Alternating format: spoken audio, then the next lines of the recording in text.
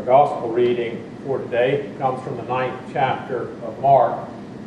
As Jerusalem is drawing near, the cross is drawing near, Jesus makes a second prediction of his impending death to disciples who are unable to understand what he is saying, which prompts the teachings that will follow. Listen now for what the Spirit speaks to us through these words. They, that is Jesus and the disciples, went on from there and passed through Galilee. He did not want anyone to know it, for he was teaching his disciples, saying to them, "The Son of Man is to be betrayed into human hands, and they will kill him, and 3 days after being killed he will rise again." But they did not understand what he was saying and were afraid to ask him. Then they came to Capernaum, and when he was in the house, he asked them, "What were you arguing about on the way?" But they were silent. For on the way they had argued with one another who was the greatest. He sat down, called the 12, and said to them, "Whoever wants to be first must be last of all and servant of all." Then he took a little child and put it among them, and taking it in his arms, he said to them, "Whoever welcomes one such child in my name welcomes me. And whoever welcomes me welcomes not me, but the one who sent me." The word of the Lord. Thanks be to God. Just over 25 years ago now, I was a young commercial pilot flying charters out of a little town in southeast Georgia. And as part of this work, I occasionally flew for a businessman who had his own small twin-engine airplane, but he didn't fly it enough to justify hiring a pilot, and so I would fly him 2 or 3 times a month. This fellow had very humble beginnings. He had been a truck driver, but he had done quite well for himself, and he had acquired some significant political connections along the way. He was a good friend of and had raised lots of money for Jimmy Carter.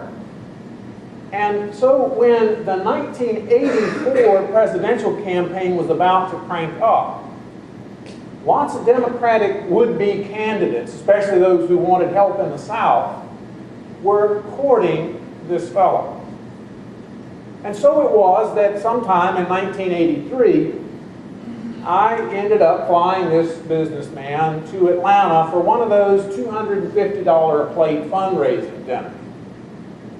And my passenger being the generous sort, I got a ticket to the dinner. And it was quite an affair. The food wasn't really all that good, but other than that, it was,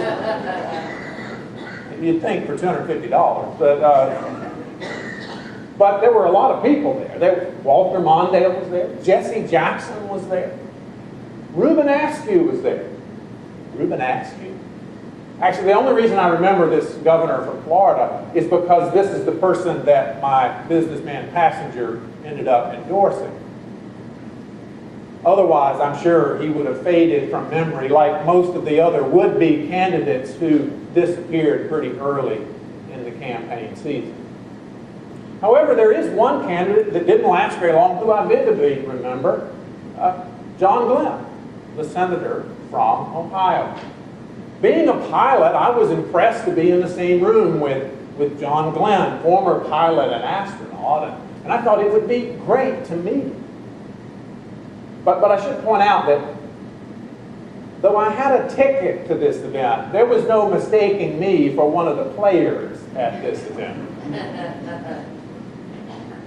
There was nobody important at the table where I was assigned to sit. All of us at that table were hired help. The only people more invisible that night than us were the folks actually working the event, the waiters and waitresses and busboys. Nevertheless, I was determined to meet Senator Glenn, and as the event wound down, I made my way over to him and got up to him, introduced myself, shook his hand, said I was a pilot, and how thrilled it was for me to meet him. And he was polite, but he clearly did not have time for folk like me. And I couldn't blame him. He was not there to meet admirers. He was there to try and drum up support for an expensive presidential campaign. And I was clearly going to be of no help on this account. He needed to connect with important, influential people. Now, in a way, our gospel reading this morning is about connections to important, influential people. Jesus was becoming pretty popular in that day. He was making a big splash on the local scene, and some of the folks were starting to talk him up as a possible candidate for Messiah.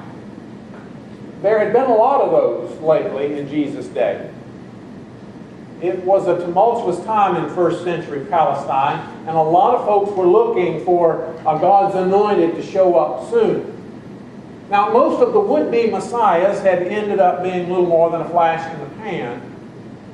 But Jesus' own inner circle, his 12, had started to suspect that he was the real deal.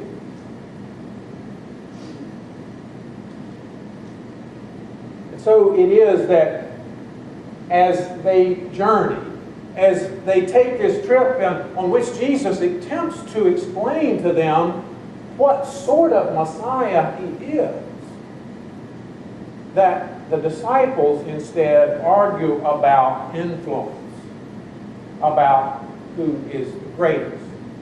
Perhaps this is a little bit like those turf wars that you sometimes read about in White House administrations, where although people have official titles, apparently there's a lot of jockeying for influence. Who really has the president's ear? Who really, when he or she speaks for the president? And if this Jesus movement really got going, well, Jesus was going to need a spokesperson, a stand-in, maybe a chief of staff. There would need to be times when someone could speak on Jesus' behalf, appear on Jesus' behalf. Which one of them would get the job? Now, such discussions are never very seemly. Over the years, presidential administrations have always insisted that reports of such internal squabbling are overblown, and the disciples are no different. When Jesus asked them what they were arguing about, they don't want to admit to anything.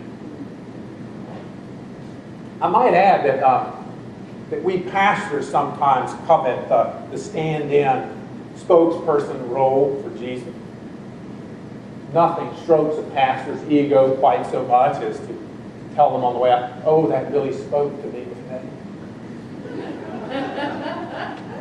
And even in a day when religious influence is on the wane, secular magazines will still print lists of America's top preachers or most influential clergy. It seems that there's all sorts of folks who want to be designated Jesus' own Rahm Emanuel.